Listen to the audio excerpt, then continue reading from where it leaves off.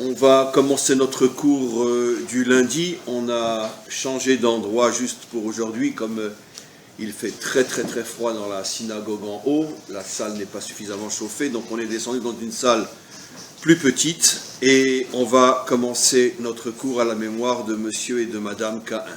On est aujourd'hui, vous le savez bien sûr, Tou Bishvat, donc la deuxième partie du cours sera consacré à Tou Bishvat, mais en attendant, on est aussi Parshat Yitro, le don de la Torah, et on va essayer donc de cumuler la Paracha et Tou Bishvat.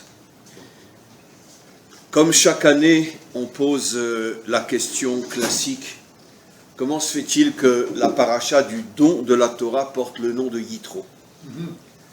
Question qu'on demande depuis 4000 ans.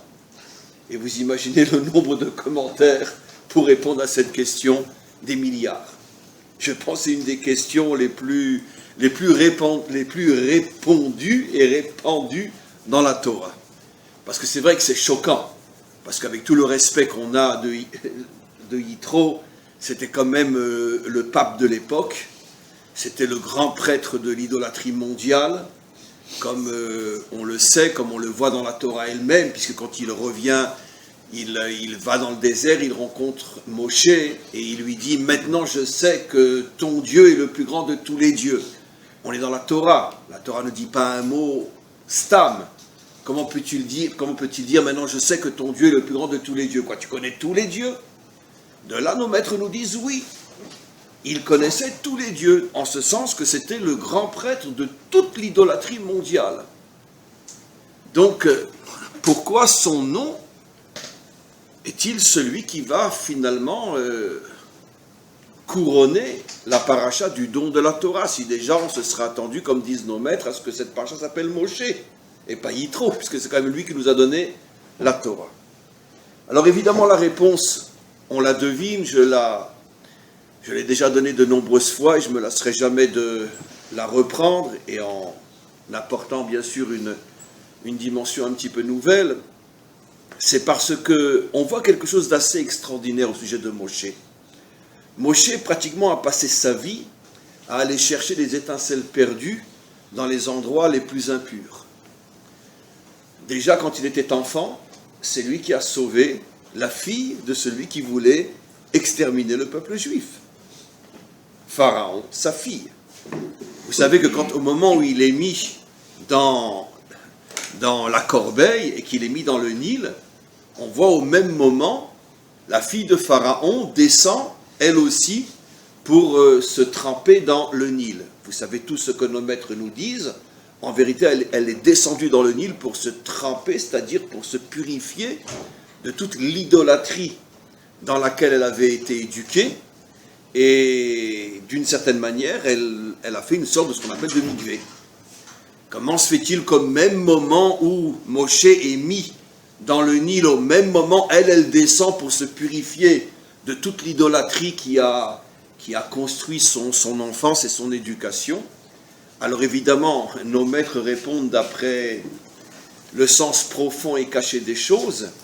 C'est qu'au moment où Moshe a été mis dans le Nil, ça a provoqué chez elle une prise de conscience à distance, une prise de conscience qui a fait que tout d'un coup, elle a compris qu'elle n'était pas dans le bon chemin, et sans aucun rapport avec Moshe. Elle ne sait même pas que Moshe est lui-même dans le Nil, mais ça a fait une sorte de connexion, on pourrait dire, une sorte de courant électrique spirituel. La présence de Moshe dans le Nil va provoquer chez elle une prise de conscience. Elle veut faire teshuva, elle descend elle-même dans le Nil, et c'est comme ça qu'ils vont se retrouver. Elle va devenir la mère adoptive de Moshe, et sachez que le Zohar dit qu'en vérité, elle était plus encore la mère de Moshe que sa mère biologique, comme j'ai souvent expliqué. Le Zohar dit que là où ils sont aujourd'hui, Moshe va la visiter tous les jours, Bithia, alors que sa propre mère biologique, il ne va la visiter qu'une fois par an. C'est-à-dire qu'il considère que c'est véritablement Bithia, sa véritable mère. Tous les jours, il va la visiter. Et donc, qu'est-ce qui s'est passé encore une fois?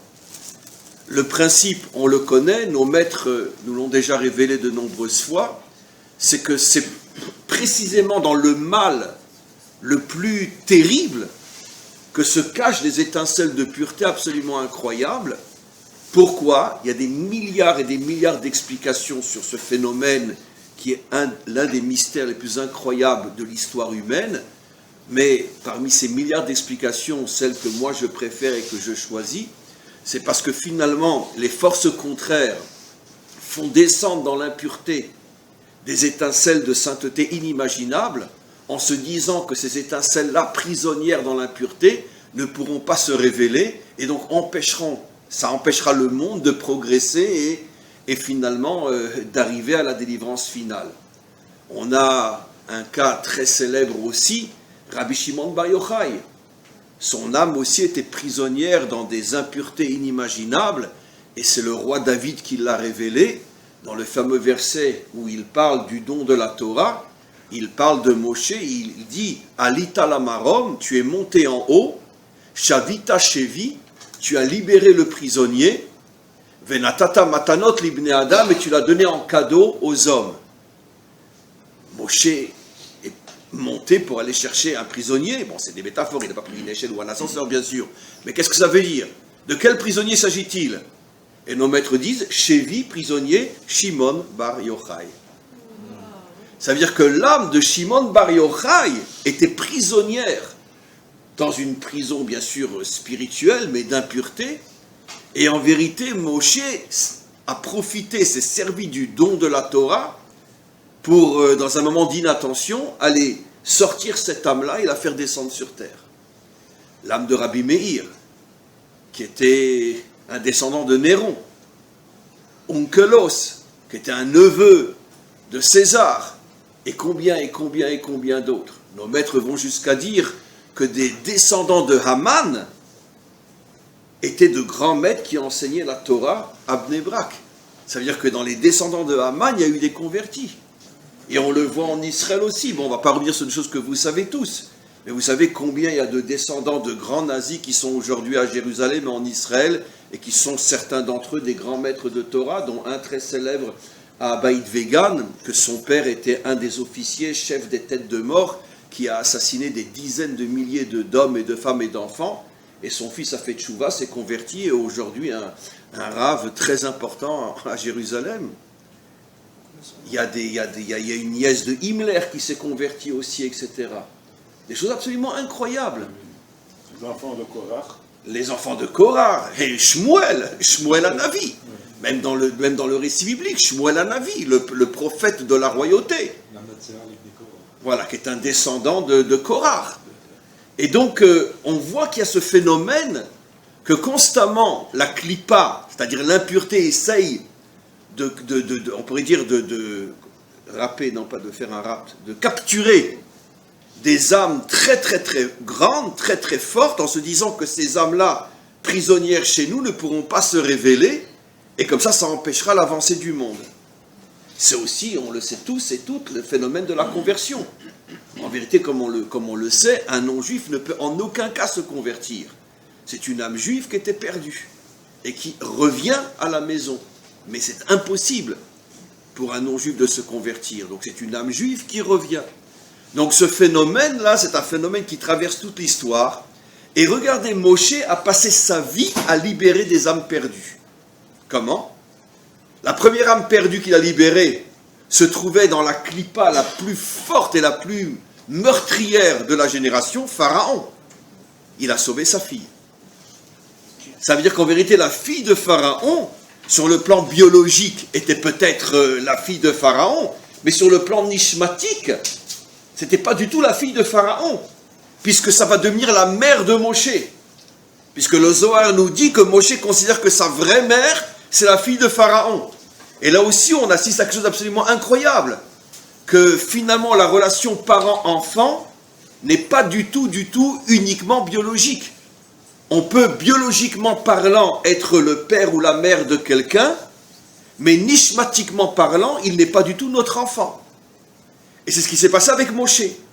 Ça veut dire que la mère nishmatique de Moshe était Bithia. C'est-à-dire que normalement, Bithia aurait dû biologiquement aussi naître juive, enfin naître hébreu à cette époque-là, et mettre au monde Moshe. Comment se fait-il que cette âme s'est retrouvée la fille de Pharaon, biologique, pas nishmatique?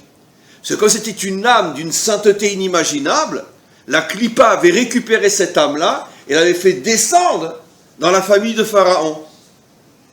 Et quand Moshe va se retrouver dans le Nil, à quelques centaines de mètres de sa mère spirituelle, ça va déclencher chez elle une prise de conscience, puisqu'elle est la mère de Moshe, la vraie mère, c'est-à-dire Yocheved est la mère biologique, mais elle est la mère nishmatique. Et donc c'est comme ça qu'elle fait Teshuvah, et que finalement, elle sortira d'Égypte, elle va se convertir et elle sortira d'Égypte. Donc déjà enfant, Moshe fait faire Teshuvah à sa propre mère nishmatique, qui est la fille de Pharaon. Après, il grandit dans la maison de Pharaon, à l'âge de 20 ans, bon, il y a différents avis, peu importe, bon, c'est encore un jeune homme, il tue l'Égyptien, il est dénoncé par qui?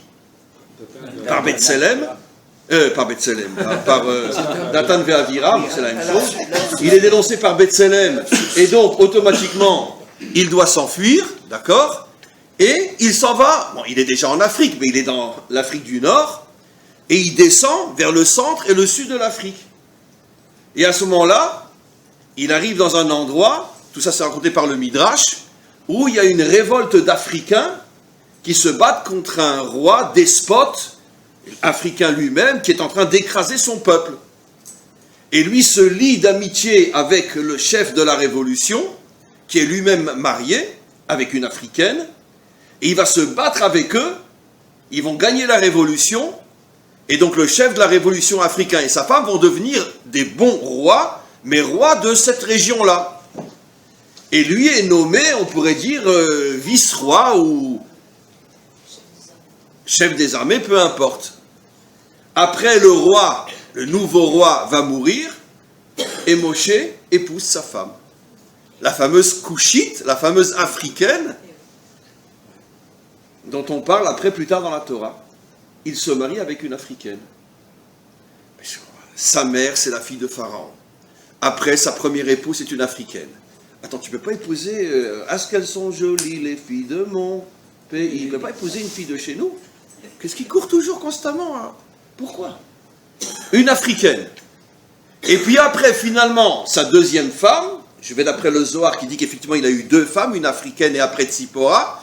Tzipora, la fille du pape de l'époque. Mais qu'est-ce que c'est ce Moshe? L'homme qui est censé être le plus juif, le modèle de la judaïté par excellence, est un homme qui a passé sa vie avec, entre parenthèses, des non-juifs. Ça veut dire quoi? Ça veut dire que Moshe nous transmet le message suivant. Le travail véritable d'Israël dans ce monde, et lui en est le modèle, c'est d'aller récupérer toutes les étincelles perdues qui sont tombées dans l'impureté. Pourquoi précisément sa première épouse a été une africaine? Comme on le sait. Parce que Ham et son fils Knaan s'étaient opposés à la naissance du quatrième fils de Noach, qui, s'il était né, serait été la délivrance. On l'a déjà expliqué. Puisqu'il avait trois fils, Shem, Yafet et Ham, les trois premières lettres forment le mot Shiar, Siyar. S'il avait eu un quatrième fils, la première lettre de son nom aurait été un Mem, et ça aurait fait Mashiach. Et Ham s'est opposé, il ne voulait pas le Mashiach, et donc il s'est opposé, il a castré son père, avec son fils Knaan. Ah, je ne comprends pas, Moshe, pourquoi tu épouses une africaine? Mais parce que justement, puisqu'il y a une forme de clipa là-bas, c'est sûr et certain qu'il y a aussi des âmes d'un niveau incroyable qui sont tombées là-bas.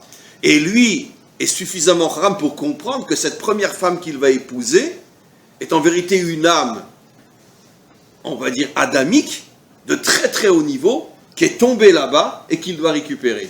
Oui. Préciser, il n'est pas écrit Arour Khan, il est écrit Arour Canaan. Canaan, parce que c'est lui qui a vraiment agi. Donc il pouvait se marier avec une Oui, femme. de toute façon. Oui. De toute façon, le phénomène avait commencé déjà avant. Abraham, qui en vérité, son plus grand ami, élève et serviteur était Eliezer. Le Hari Akadosh révèle que Eliezer, le serviteur d'Abraham, était le Gilgoul de Knaan.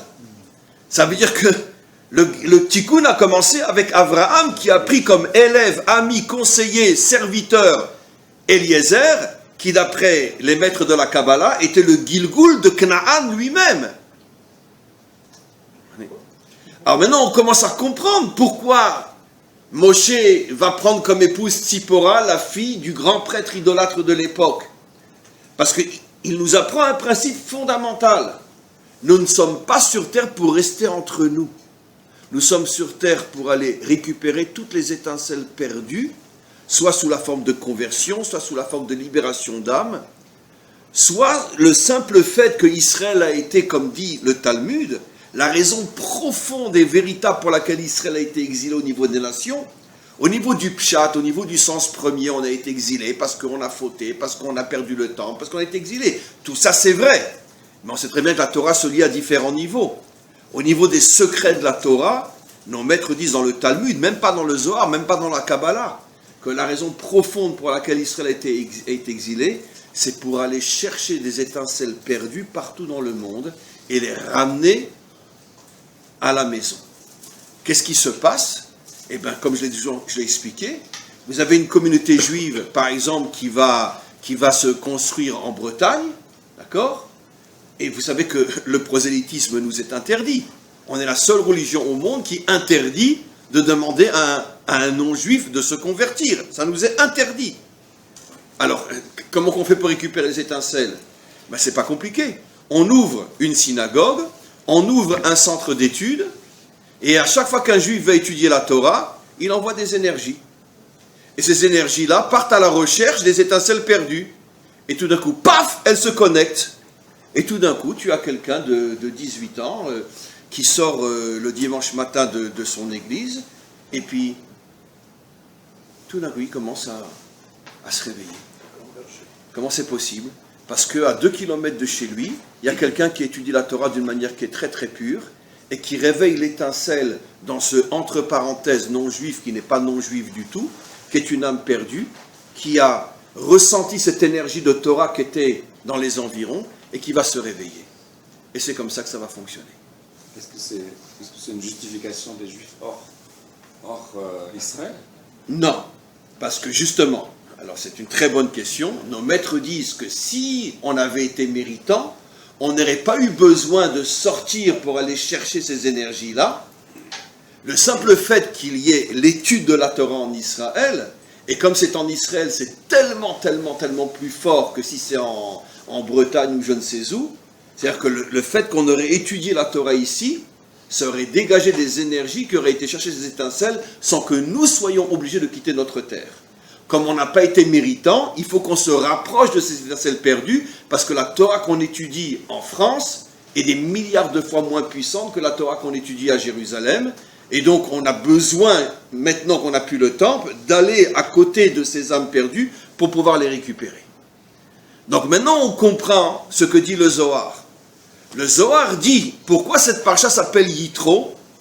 Parce que si Moshe n'avait pas fait faire Teshuvah à Yitro, Israël n'aurait jamais pu recevoir la Torah. Ça veut dire que le don de la Torah dépendait de la Teshuvah de Yitro. Pourquoi? C'est absolument incroyable. Donc on comprend pourquoi on donne un nom idolâtre, bien qu'il a fait Teshuvah. Mais quoi qu'il en soit, c'est le même nom qu'il avait avant de faire Teshuvah. Quand il était grand prêtre de l'idolâtrie, il s'appelait déjà Yitro. Alors comment continuer à donner à cette paracha le nom de Yitro?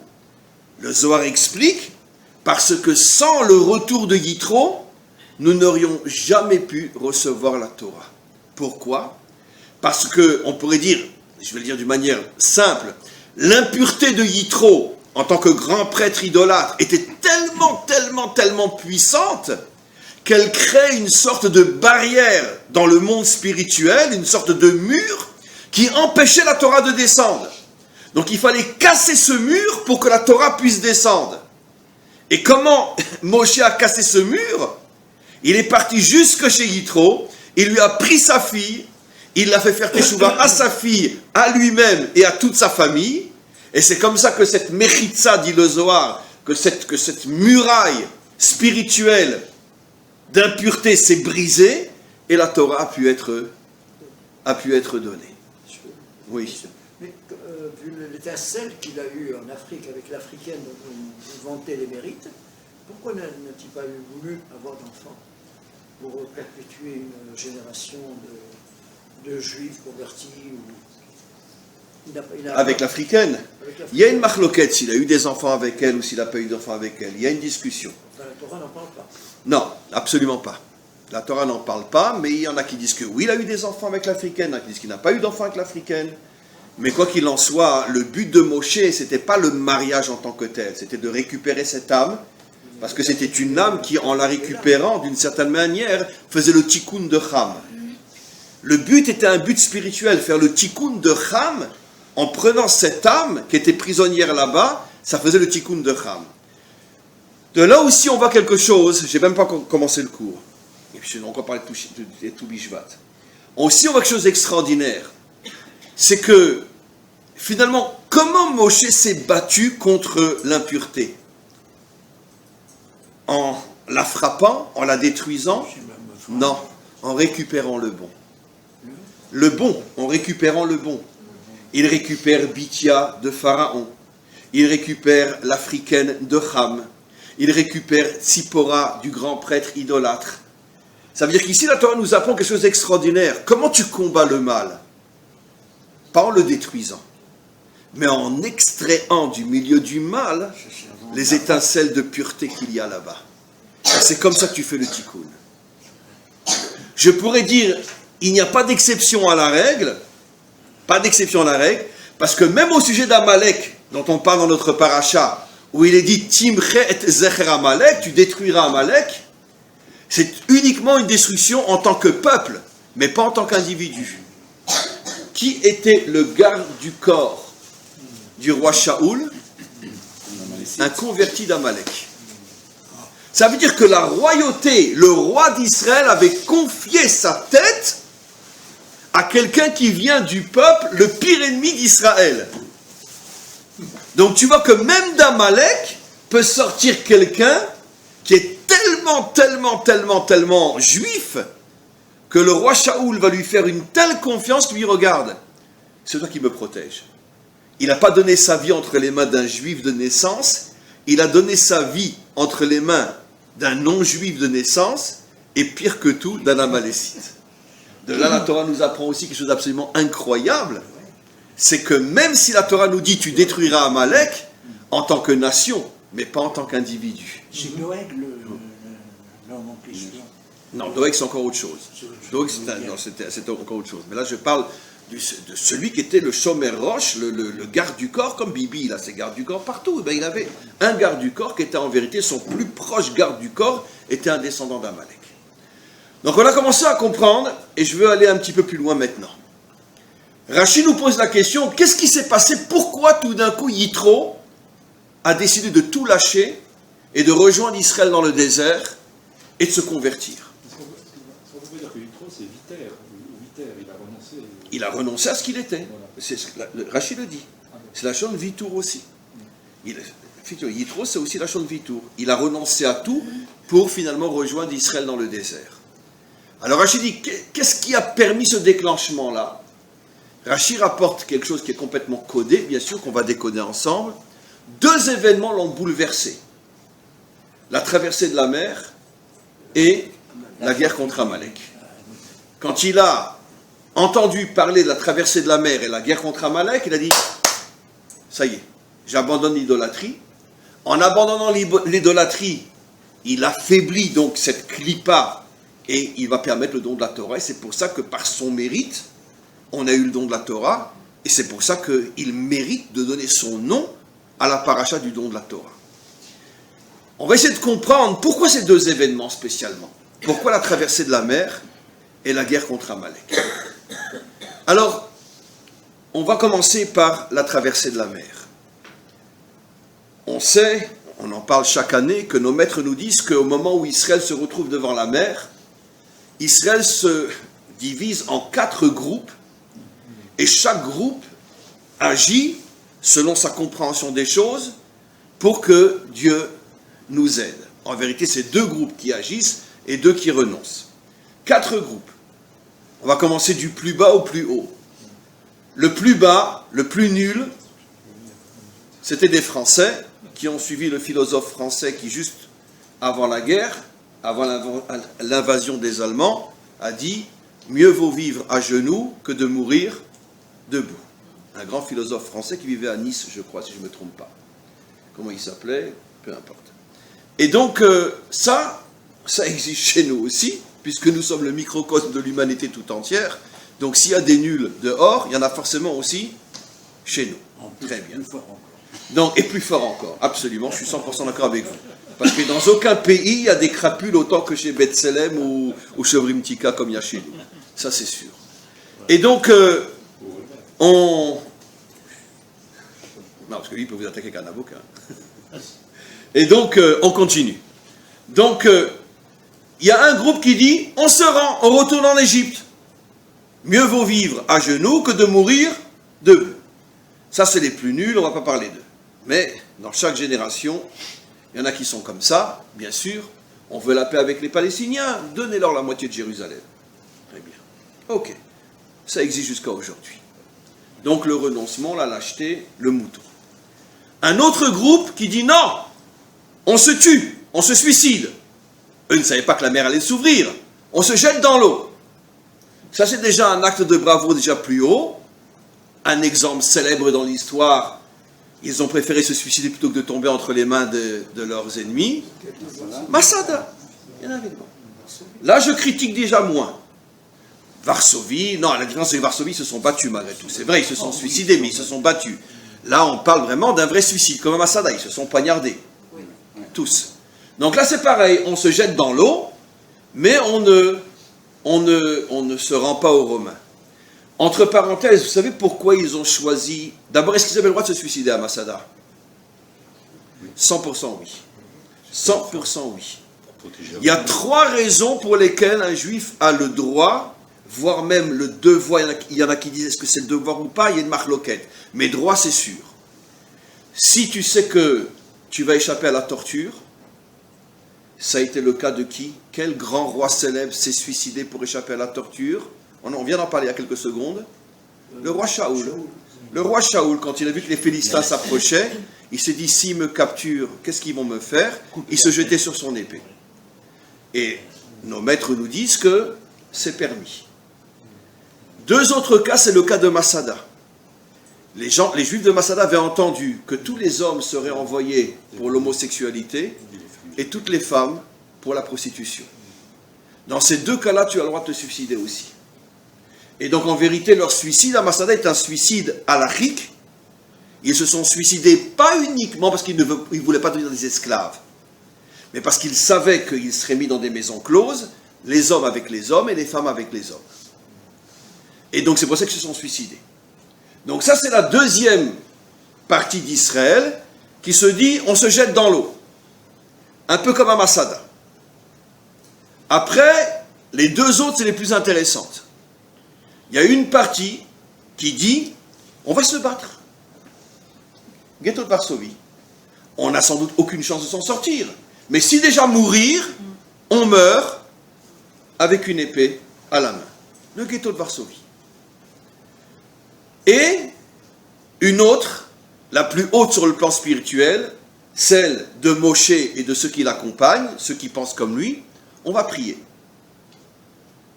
Donc apparemment, je ne parle pas des 2 premières, mais les 2 autres, apparemment, c'est très haut. On va se battre ou on va prier. Comment réagit Hachem? Il leur dit à tous les 4, vous avez tous tort. Et pour montrer à tous qu'ils se trompaient, il s'adresse à celui qui apparemment est le plus proche d'Hachem, à Moshe, et il lui dit, Ma titzak elai, mais arrête de gueuler. C'est la traduction. Hein. Titzak, ça veut dire gueuler. Arrête de crier, arrête de gueuler, je n'en ai rien à faire de ta prière. Comment Moshe ne savait pas que... Et il leur dit, avancez. Ça, on reviendra tout à l'heure. Sur avancer, l'Archon qui se jette dans l'eau, dans le but de l'ouvrir. Ça sera tout à l'heure. Mais quoi qu'il en soit, on voit quelque chose d'absolument incroyable, c'est que Moshe se trompe, ceux qui veulent se battre se trompent, tout le monde se trompe. Comment c'est possible? Qu'on ne doit pas prier? Si on est en danger, on ne prie pas. Si on est en danger et qu'on a la force de se battre, on ne se bat pas. Qu'est-ce qui se passe? Vous allez voir quelque chose d'extraordinaire. Allons maintenant à la fin de la paracha, la guerre contre Amalek. Alors là, c'est le contraire de tout ce qu'on vient de dire. Puisque comment ils se sont battus contre Amalek? La prière et la guerre. Moshe prie et Yehoshua et son armée se battent physiquement contre Amalek. Et quand Yitro il a vu ça, il a dit je fais teshuva. Quand il a vu les deux événements. Mais avant de comprendre ce que Yitro a compris, posons-nous la question. Il y a une contradiction entre le début de la paracha et la fin de la paracha. Puisqu'au début de la paracha, Hachem dit je ne veux ni ceux qui prient ni ceux qui se battent.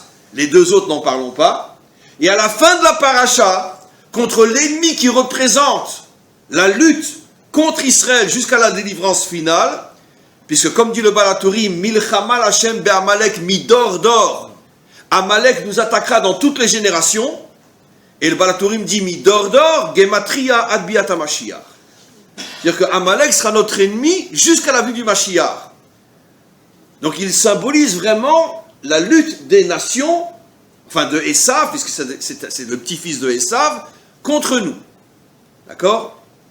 C'est les Allemands, c'est à l'époque de l'Inquisition, c'est les pogroms, mais aujourd'hui c'est les Iraniens. Les Iraniens, c'est pas Ishmaël. Vous savez tous que les Iraniens sont des... Les Iraniens sont des... Occidentaux. Les Iraniens sont des Occidentaux. La plus grande insulte que vous pouvez faire à un Iranien, c'est le traité d'arabe. C'est pire si vous le traitez de juif. Non. Ce sont des Occidentaux. Occidentaux, où c'est marqué dans la Torah, fin de Parshat Noach, où c'est marqué clairement là-bas que les Perses sont des descendants de Japhet. Donc ce sont des Occidentaux. C'est pour ça que les Occidentaux, les Européens s'entendent tellement bien avec les Iraniens. Ce sont des Occidentaux de religion chiite. Et c'est pour ça qu'ils sont de religion chiite et non sunnite, car seul un arabe peut être sunnite. Mais un occidental ne peut être que chiite. Quand on connaît bien la différence entre le chiisme et le sunnisme, on comprend pourquoi les Iraniens sont chiites et pas sunnites. Parce que le sunnisme, c'est quelque chose qui est très très oriental, alors que les Iraniens ne sont pas orientaux, ils sont occidentaux. Donc, Amalek change d'extériorité de génération en génération, mais quoi qu'il en soit, sachez mes amis, que Amalek a toujours, dans toute l'histoire, été un occidental. Et même les Iraniens sont des occidentaux. Amalek n'a jamais été Ishmaël, jamais été un musulman. Je vous signale que récemment on a eu un sacré Amalek qui n'a pas encore complètement disparu, qui s'appelle Daesh. 99% des Daesh sont des occidentaux et pas des arabes. Comme par hasard. Mais c'est des Tchétchènes, c'est des Français, c'est des Européens, et quelques Arabes. Mais là, on pourrait dire le fondement de Daesh, c'est des Occidentaux, et non des Arabes.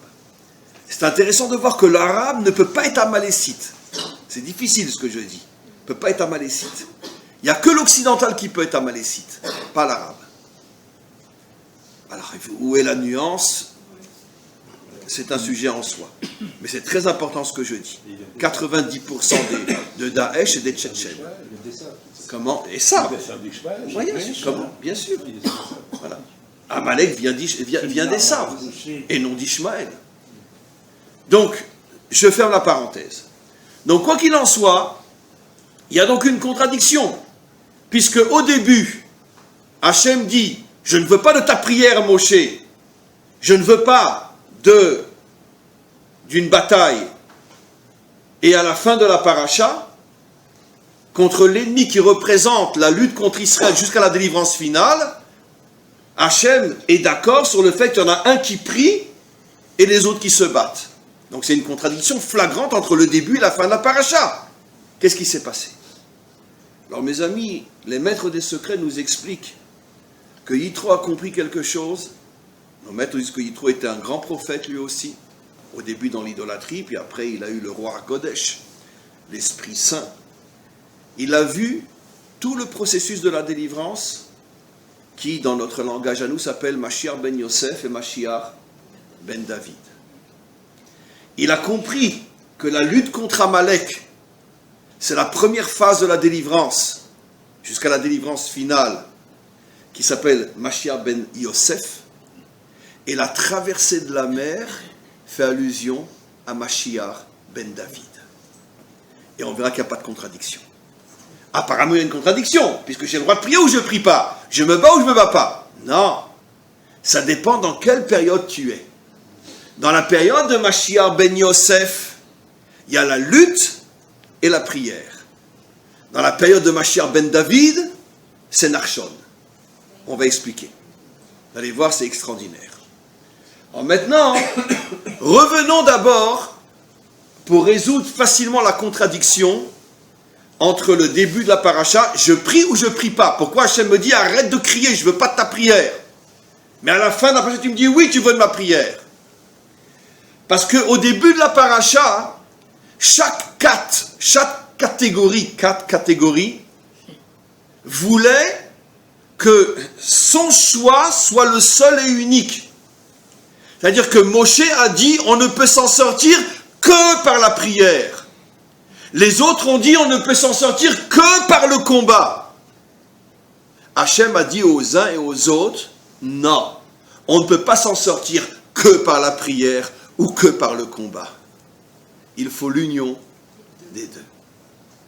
Si Moshe et ceux qui voulaient se battre s'étaient mis ensemble, et ça c'est ce qu'on va expliquer, et s'étaient dit voilà, il y en a qui prient, il y en a qui se battent, à la rigueur, Hachem ne se serait peut-être pas mis en colère contre Moshe autant qu'il s'est mis en colère contre lui quand il lui dit « Matitzakelai, arrête, tu me saoules avec tes prières !» C'est ce qu'il lui a dit. Il aurait peut-être dit d'une manière beaucoup plus gentille « Il y a encore autre chose à faire. » Mais quand il a vu que Moshe a fait la grave erreur de penser que dans un moment de danger, la prière pouvait suffire à elle seule, ou que dans un moment de danger, le combat pouvait suffire à lui seul, à ce moment-là, il leur a dit aux uns et aux autres, vous n'avez rien compris. Un être humain, c'est une âme sans corps, c'est un corps sans âme. Un être humain, c'est une âme dans un corps. C'est-à-dire, il faut la dimension spirituelle et il faut la dimension matérielle. À cause de l'erreur du début de la paracha, Moshe comprend quand Amalek vient qu'il faut l'union entre ceux qui se battent et ceux qui prient. Mais attention, la Torah, il faut savoir la lire et la comprendre sans en faire une piste de patinoire. Tu glisses et tu rentres dans le poteau. C'est intéressant. Ah, mais alors, donc ça veut dire que si Israël est en guerre, il faut qu'il y ait une partie de nos jeunes qui prennent le fusil et une partie de nos jeunes qui continuent à étudier et prier dans les yeshivot. C'est ce que nous dit la fin de la paracha. Qu'à Dieu ne plaise, chas v'shalom. Non. Et je ne vais rien transformer, je ne vais rien falsifier. Combien se sont mis à prier? Combien? Un qui est vieux, et qui est le tzadikador, et qui se bat? Tous les autres. Moshe a dit, allez mes élèves, venez avec moi, on va prier tous ensemble, et on va étudier la Torah tous ensemble? Non. Il est parti prier tout seul. Et qui s'est battu? Tous ceux qui étaient en âge de se battre, sans la moindre exception. Qu'est-ce qu'on comprend de là? On comprend que pendant la guerre des 6 jours, d'accord, il y avait Baba Salé qui était vivant à cette époque-là. On comprend qu'un homme comme Baba Salé, à lui tout seul, il peut provoquer des miracles absolument incroyables. Il y a des témoignages incroyables de Kibbutznikim. Il y a un livre qui s'appelle Atkufa Agdola, qui a été écrit par des c'est un livre, voyez-le en hébreu, ceux qui comprennent hébreu, tu le connais, hein, Atkufa Agdola, non? Un livre fabuleux, 500 pages, des témoignages incroyables de soldats. Tous les soldats de l'époque étaient pratiquement tous des kibbutzniks en 67. Donc, ils ne savent même pas ce que c'est Shabbat. D'accord. Il y a des témoignages dans ce livre absolument incroyables. Par exemple, un aviateur qui tout d'un coup est attaqué par plusieurs avions syriens ou égyptiens, je ne sais plus, de tous les côtés. Et tout d'un coup, il voit devant lui le visage de Baba Saleh et qui repousse les avions comme ça. Bon, moi, j'aime pas parler comme ça parce que c'est pas mon style. Mais je sais que c'est vrai. Et les avions font demi-tour. Il y a eu un autre cas fabuleux avec Kaalani, la fameuse guerre à Kippour, où Kaalani, je l'ai raconté déjà des milliers de fois, se retrouve tout seul dans son tank avec un autre tank, sans obus, face à des centaines de tanks syriens qui sont en train de descendre du Golan pour attaquer Tibériade. Et Kaalani demande à son supérieur, mais qu'est-ce que je fais? C'est enregistré, je l'ai vu le film. Le film, il est dans le kibbutz, juste à côté de l'endroit où il y a eu ce combat-là. Comment il s'appelle ce kibbutz? Je ne sais plus, mais en tout cas dans le Tzafon. On peut le voir ce film. On l'entend, Kaalani. Kaalani comme... Non, c'est... Marom. Il y a le nom Marom dedans, dans le kibbutz. On entend Kaalani qui dit à son supérieur, mais comment tu veux qu'on avance? Ils sont des centaines, on n'est que deux. En plus, on n'a pas de munitions. Et le supérieur lui répond, toi, tu sais que tu n'as pas de munitions, mais eux, ils ne le savent pas. Avance. Et Kaalani se met à avancer. 2 tanks sans munitions contre des centaines de chars syriens. Et tout d'un coup, les chars syriens s'arrêtent et font demi-tour.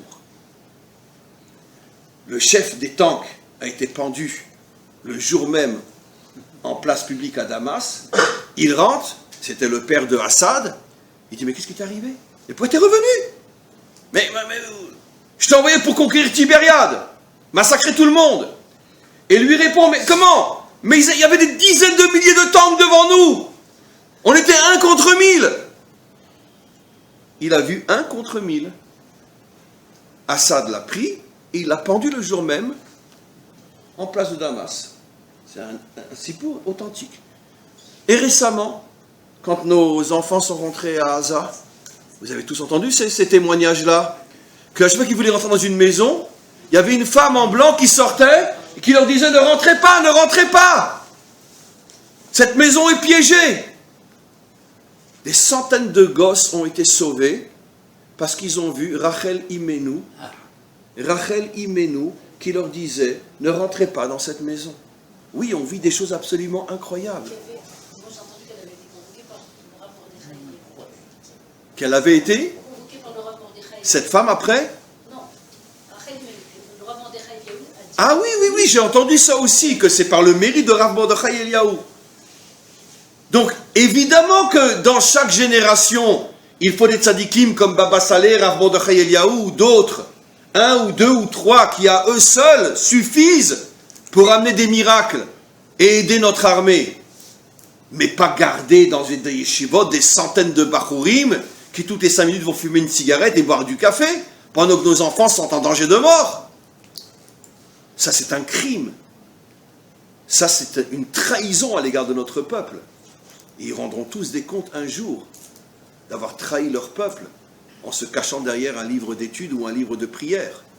Non, absolument pas. C'est pour ça que Moshe est parti seul, pour bien faire comprendre que tout celui qui n'est pas le tzaddik Hador, qui n'est pas le grand de la génération, doit se battre. Et faites-moi confiance, un Baba Saleh suffit pour aider toute l'armée d'Israël. Voilà, ici.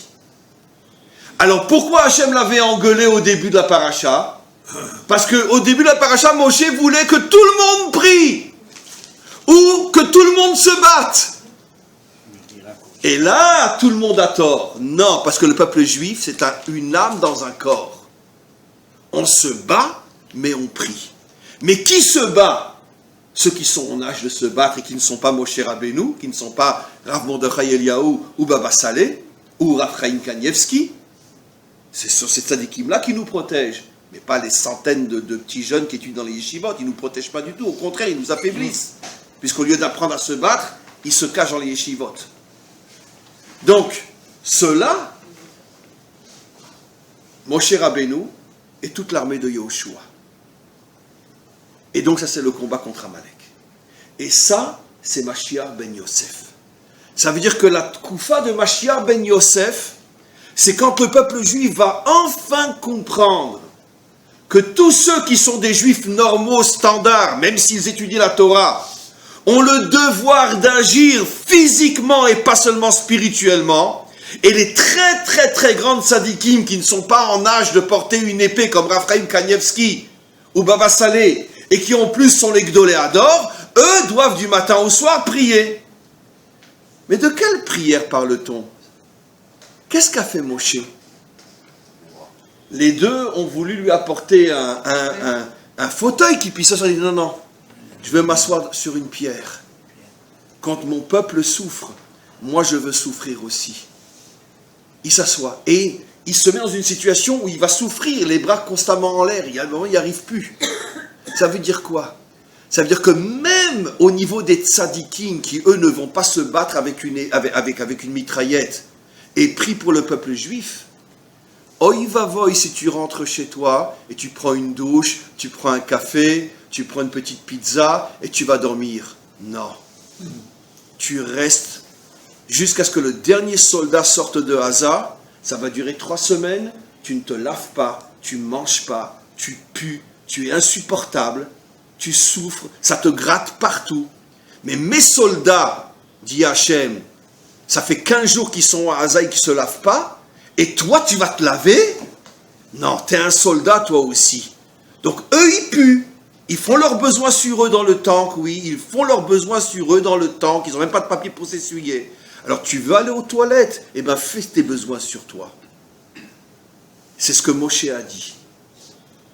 Mon armée souffre, alors moi je vais souffrir moi aussi. Je m'assois sur une pierre. Ça c'est les vrais tzadikim. Le premier qui m'en trouve un, il a gagné. Alvaï. Mais nos bachouri yeshivot, qui font leur petit seder, qui rentrent chez eux, qui mangent, qui prennent un café, une clope, qui vont se détendre, pendant que nos soldats sont en danger de mort, eux nous protègent, qu'à Dieu ne plaise. Donc, on continue. Ça, c'est Mashiach ben Yosef, où il y a l'union entre la prière du juste et le combat du peuple. Alors, c'est quoi Mashiach ben David? On revient maintenant à la traversée de la mer. Et je vous explique. Dans Mashiach ben Yosef, il y a un lien entre la prière et l'action, mais d'un autre côté, l'action est une action réelle, on se bat réellement, et la prière est une prière réelle. Ça veut dire que ça reste 2 mondes différents, mais qui s'associent. Mais ceux qui se sont battus contre Amalek se sont battus contre Amalek selon les normes et les critères d'un combat normal. Et quand Moshe prie, il prie selon les normes d'une prière normale. C'est-à-dire que Moshe prie mais ne fait rien. Eux combattent mais ne prient pas. Mais les uns et les autres sont liés pour, ensemble, faire l'armée d'Hachem. Ça, c'est Mashiach ben Yosef. 2 entités différentes qui s'unissent. Mais chaque entité reste dans sa propre dimension. Mashiach ben David, c'est la fusion totale entre la dimension spirituelle et la dimension matérielle. Qu'est-ce qu'il a fait, Nachshon? Quand Hachem engueule Moshe, il lui dit « Je ne veux pas de ta prière », Nachshon comprend. Et c'est pour ça que c'est le chef de la tribu de Yehuda, Mashiach ben David, Nachshon. Il comprend qu'en vérité, le plus haut niveau, c'est une action d'Emouna. Une action d'Emouna. Ça veut dire, jusqu'à présent, et même Moshe s'est trompé. Il pensait que la Emouna, c'est prier.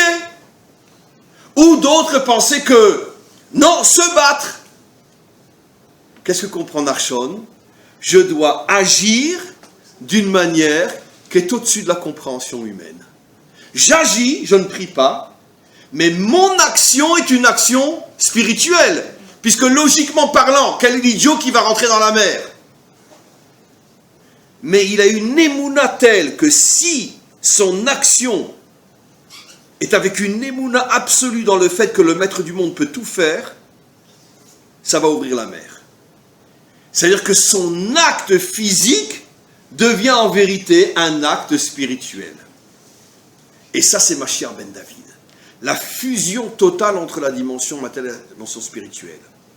Ça veut dire que dans le ta'alir de la délivrance, la première étape que nous devons passer, c'est que notre peuple accepte de comprendre que sans Raphaïm Kanievski, on ne peut pas gagner toutes les guerres, mais sans nos soldats qui se battent, Raphaïm Kanievski ne peut rien faire tout seul. On a besoin des deux. La deuxième étape, c'est Mashiach ben David, où tout Israël va arriver à un niveau tel que nos actions ne seront plus des actions logiques, mais des actions complètement émounatiques, spirituelles. Au point qu'on ne pourra même plus comprendre, mais qu'est-ce qu'ils font? Qu'est-ce qu'ils font? Et ça sera ce qui va se passer au moment de la guerre de Gog et Magog, où on va être dans une situation telle, où la seule possibilité de s'en sortir, c'est que tout Israël va faire une teshuva inimaginable, et les actions d'Israël à ce moment-là vont devenir du type Kriyat Yam-Souf. C'est pour ça que c'est marqué des dizaines de fois dans le Zohar et autres, que Kriyat Yam-Souf est le modèle de la délivrance finale, le prototype de la délivrance finale, Mashiach ben David.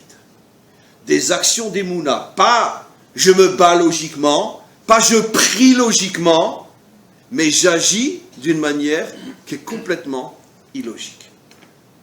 Comme je dis toujours dans un autre domaine, c'est que, il y a des nuances à ce que je dis, mais ça reste vrai à 90%, plus tu fais de voyages d'études pour préparer ton alliance en Israël, et plus vite tu quitteras la terre d'Israël. Parce que plus tu viens d'une manière logique, et moins longtemps tu y resteras.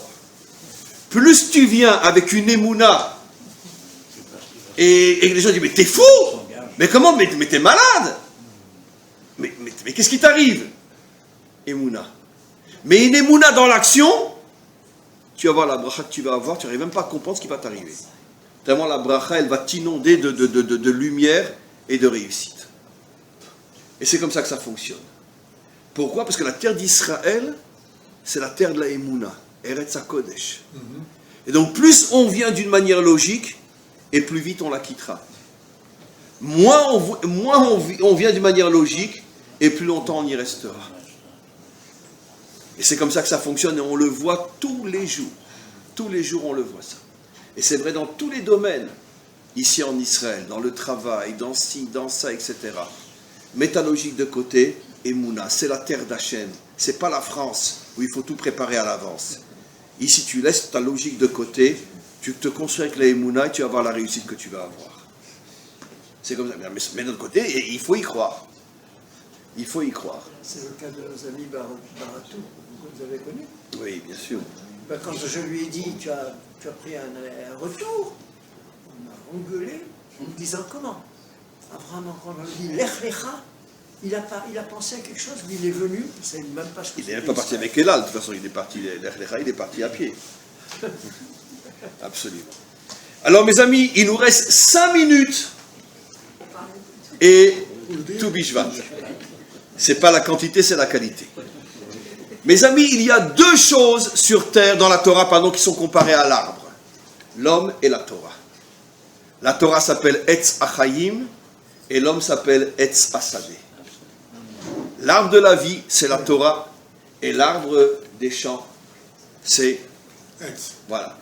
Il y avait un chanteur français très connu qui a précédé mon cours. Comment il s'appelait? Mais lui, il n'a pas dit que l'homme, c'était l'arbre des champs. Il a dit, comme un arbre dans la ville.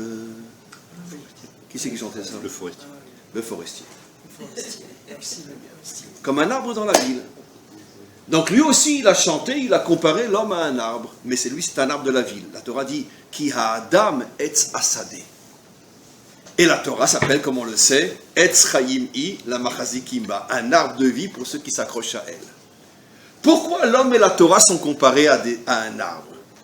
Parce que l'arbre est le symbole de tout le cours.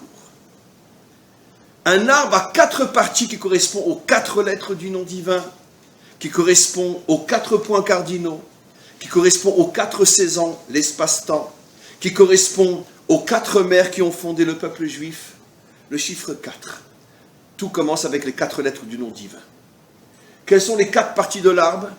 les racines enracinées dans le sol, le tronc qui s'élève. Après l'élévation, à nouveau le feuillage plus ou moins horizontal. Et la quatrième partie, les fruits. 4. C'est pour ça que la Torah a 4 parties. Pardes, le pshat, le drash, le remez, le drash et le sod.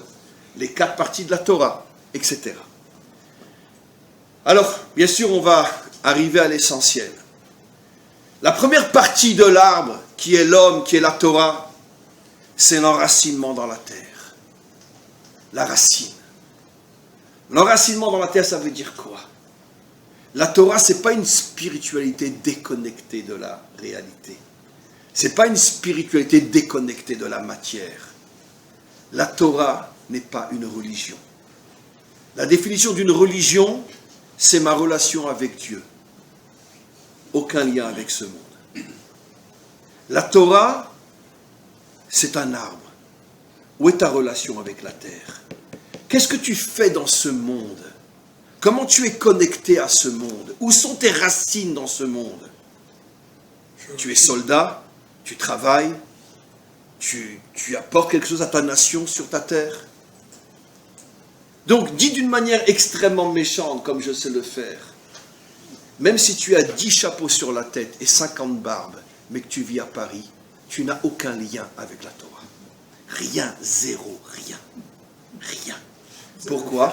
Où sont tes racines? Où sont tes racines?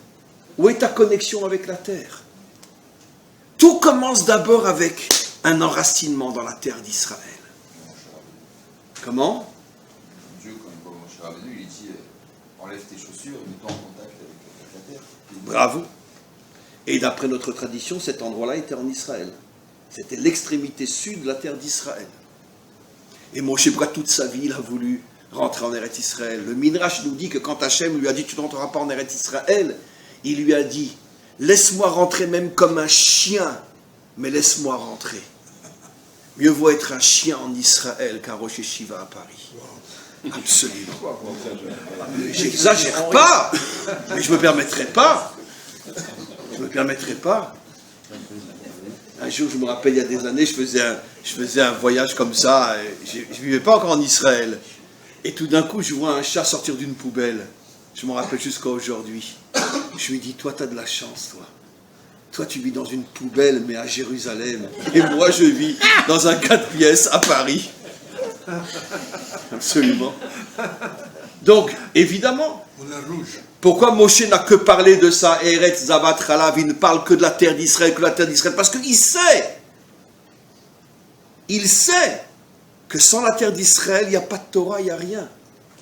Jusqu'au point que nos maîtres vont jusqu'à dire, bon, c'est une métaphore, il ne faut pas le prendre à la lettre, mais ils vont jusqu'à dire que quand Moshe a reçu la Torah sur le mont Sinaï, la terre d'Israël s'est étendue jusqu'à cet endroit-là pour que la Torah soit donnée en Eretz Israël. C'est une métaphore, évidemment.